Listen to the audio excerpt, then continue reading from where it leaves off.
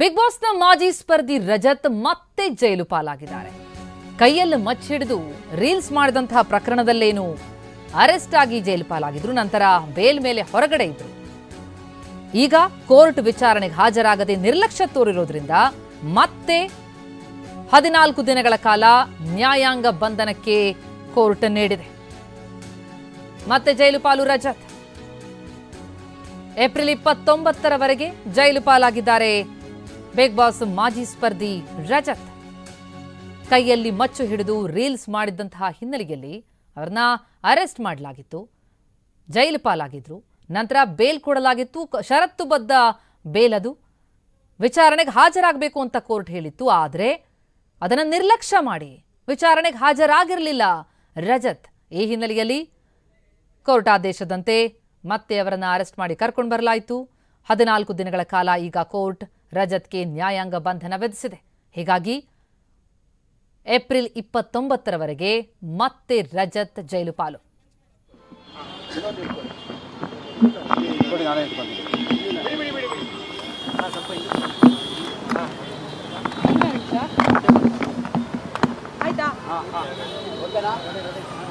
Sir ಏನಿದು ಮತ್ತೆ ಅವಾಂತರ ಅಂತ ಹೇಳಿ? ಇಲ್ಲ ಮೇಡಮ್, ನಾನಿವತ್ತು ಶೂಟಿಂಗ್ನಲ್ಲಿದ್ದೆ. ನನಗೆ ಹಿಂಗೆ ವಾರೆಂಟ್ ರಿವೋಕ್ ಆಗಿದೆ ಅಂತ ಹೇಳಿದ್ರು. ಬಟ್ ಅಪ್ಲಿಕೇಶನ್ ಹಾಕಿದ್ರು ನಂದು. ಸೊ ನಂದು ರಿವೋಕ್ ಆಯಿತು. ನಂದು ಏನು ಪ್ರೊಸೀಜರ್ ಏನಾಗಲಿಲ್ಲ, ರಿವೋಕ್ ಆಯಿತು. ಫೈನ್ ಕಟ್ಬಿಟ್ಟು ಇವಾಗ ಹೋಗ್ಬೋದು.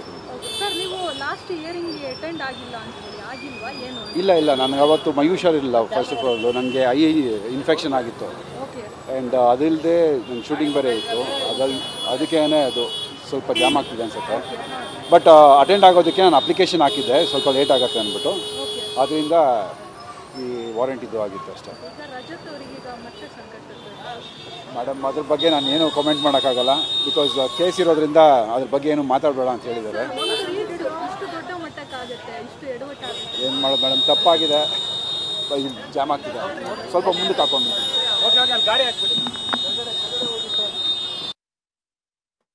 ವಿಚಾರಣೆಗೆ ಹಾಜರಾಗಿರಲಿಲ್ಲ. ಆದರೆ ಅಲ್ಲಿ ಅವರನ್ನು ಮತ್ತೆ ಅರೆಸ್ಟ್ ಮಾಡುವ ಮುನ್ನವೇ ಬಂದು ದಂಡ ಕಟ್ಟಿ ಹೋಗಿದ್ದಾರೆ. ಹಾಗಾಗಿ ಅವರ ಕೇಸ್ ರಿವೋಕ್ ಆಗಿದೆ. ಅವರಿಗೆ ಜೈಲು ಪಾಲಾಗುವಂತಹ ಸಂದರ್ಭ ಬಂದೊದಗಲಿಲ್ಲ.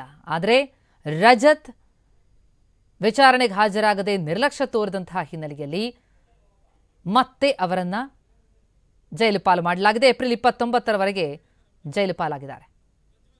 ಈ ಬಗ್ಗೆ ಇನ್ನಷ್ಟು ಡೀಟೇಲ್ಸ್ ಕೊಡ್ತಾರೆ ನಮ್ಮ ಪ್ರತಿನಿಧಿ ಪ್ರಜ್ವಲ್. ಈಗ ಸಂಪರ್ಕದಲ್ಲಿದ್ದಾರೆ. ಪ್ರಜ್ವಲ್, ಈ ಕೈಯಲ್ಲಿ ಮಚ್ಚಿಡಿದಂತಹ ರೀಲ್ಸ್ ಪ್ರಕರಣ ಬಹಳ ದೊಡ್ಡ ಸಂಕಷ್ಟ ತಂದೊಡ್ಡಿದೆ ರಜತ್ ಮತ್ತು ವಿನಯ್ ಪಾಲಿಗೆ. ಅದರಲ್ಲೂ ರಜತ್ ಇಷ್ಟು ನಿರ್ಲಕ್ಷ್ಯನ, ಅಂದ್ರೆ ಅವರಿಗೆ ಷರತ್ತು ವಿಧಿಸಿನೇ ಕೊಟ್ಟಿರ್ತಾರೆ ಬೇಲ್ನ, ಆದ್ರೂ ಕೂಡ ವಿಚಾರಣೆಗೆ ಬರಲಿಲ್ಲ ಅಂತಂದ್ರೆ ಈಗ ಮತ್ತೆ ಜೈಲು ಪಾಲಾಗುವಂತ ಪರಿಸ್ಥಿತಿ. ಏನ್ ಹೇಳ್ತು ಕೋರ್ಟ್? ಏನ್ ಡೀಟೇಲ್ಸ್ ಲಭ್ಯ ಆಗ್ತಿದೆ? ಪ್ರತಿಮಾ, ಪ್ರಮುಖವಾಗಿ ನ್ಯಾಯಾಲಯ ಜಾಮೀನು ಕೊಟ್ಟಂಥ ದಿನವೇ ಒಂದಷ್ಟು ಷರತ್ತುಗಳನ್ನು ಹಾಕಿತ್ತು. ಅಂದರೆ ಬಾಂಡ್ಗಳನ್ನು ಕೊಡಬೇಕು, ಮತ್ತು ಶುರುಟಿಯನ್ನು ಕೊಡಬೇಕು ಒಂದಿಬ್ಬರದ್ದು. ಎಲ್ಲದಕ್ಕಿಂತ ಮುಖ್ಯವಾಗಿ ನ್ಯಾಯಾಲಯಕ್ಕೆ ನಿಗದಿತ ಸಮಯದಲ್ಲಿ ನ್ಯಾಯಾಲಯ ನಿಗದಿ ಮಾಡಿದಂಥ ದಿನಾಂಕದಲ್ಲಿ ಆರೋಪಿಗಳು ಖುದ್ದು ಹಾಜರಾತಿಯನ್ನು ಖಾತ್ರಿಪಡಿಸಲೇಬೇಕು ಅನ್ನೋದು ಪ್ರಮುಖವಾದಂಥ ಷರತ್ತು.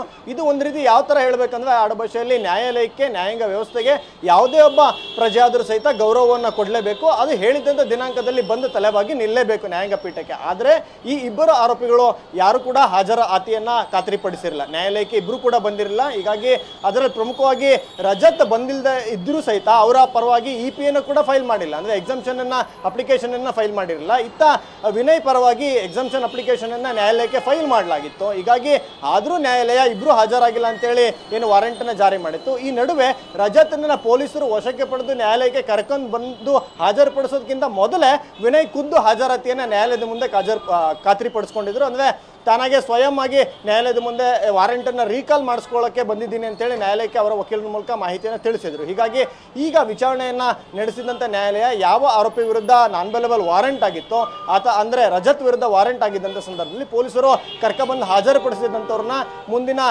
14 ದಿನ ಅಂದರೆ 29ನೇ ತಾರೀಕು ಏಪ್ರಿಲ್ ತನಕ ನ್ಯಾಯಾಂಗ ಬಂಧನವನ್ನು ವಿಧಿಸಿ ಆದೇಶವನ್ನು ಮಾಡ್ತು. ಹೀಗಾಗಿ ಬಸವೇಶ್ವರ ನಗರ ಪೊಲೀಸರು ಈಗ ರಜತ್ ಅವ್ರನ್ನ ಪರಪ್ನಗರ ಜೈಲಿಗೆ ಕರ್ಕೊಂಡು ಹೋಗಿ ಜೈಲಿಗೆ ಒಪ್ಪಿಸುವಂಥ ಕೆಲಸ ಆಗುತ್ತೆ. ಮತ್ತೆ ಇನ್ನೊಂದು ಕಡೆ ವಿನಯ್ ಬಗ್ಗೆ ವಿಚಾರಣೆ ಮಾಡಿದಂಥ ನ್ಯಾಯಾಲಯ ವಿನಯ್ಗೆ 500 ರೂಪಾಯಿ ದಂಡವನ್ನು ವಿಧಿಸಿ ಈ ವಾರೆಂಟನ್ನು ರೀಕಾಲನ್ನು ಮಾಡಿಸ್ತು. ಈ ವಿಷಯದಿಂದ ಒಂದನ್ನು ತಿಳ್ಕೊಳ್ಬೇಕು, ನ್ಯಾಯಾಲಯ ಕೊಟ್ಟಂಥ ದಿನಾಂಕಕ್ಕೆ ಆರೋಪಿಗಳು ಖುದ್ದಾಗಿ ಹಾಜರಾತಿಯನ್ನು ಖಾತ್ರಿಪಡಿಸಲೇಬೇಕು. ಇಲ್ಲದೆ ಹೋದರೆ ಇಂತಹ ಪರಿಸ್ಥಿತಿನೇ ಎದುರಿಸಬೇಕಾಗುತ್ತೆ ಅನ್ನೋದು ಇವತ್ತಿನ ಒಂದು ಘಟನೆಯಲ್ಲಿ, ಅಂದರೆ ಇವತ್ತಿನ ಕೇಸಲ್ಲಿ ನಡೆದಂಥ ವಿಚಾರಣೆಯಲ್ಲಿ ಕಲಿತಂಥ ಪಾಠ ಆಗುತ್ತೆ ಇವರಿಬ್ಬರಿಗಳಿಗೂ.